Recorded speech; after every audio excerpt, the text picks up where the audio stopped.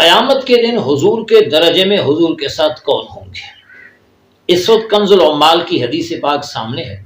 میرے آقا علیہ السلام نے اس خوش قسمت آدمی کا تذکرہ فرمایا کہ دن قیامت کے حضور کے ساتھ حضور کے درجے میں ہوں گے۔ ارشاد فرمایا من احب اصحابی و ازواجی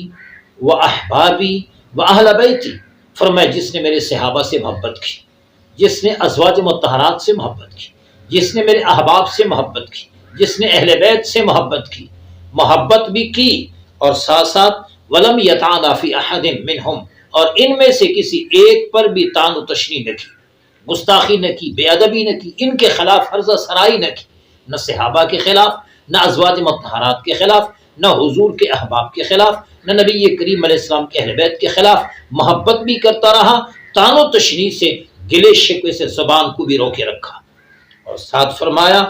وخرج من الدنیا علی محبتہم، اور وہ بندہ دنیا سے اس حال میں گیا کہ اس کے سینے میں ان تمام کی محبت جگمگا رہی تھی، سینہ ان کی محبت سے روشن تھا، تابندہ تھا، اسی حالت میں اس بندے پر موت آ گئی۔ میرے آقا علیہ السلام نے اس کے اعزاز کو ذکر فرمایا کان معی فی درجتی یوم القیامہ، وہ دن قیامت کا ہوگا، میرے ساتھ ہوگا، میرے درجے میں ہوگا، میرا قرب اسے نصیب ہوگا۔ یہ احساس اس شخص کا ہے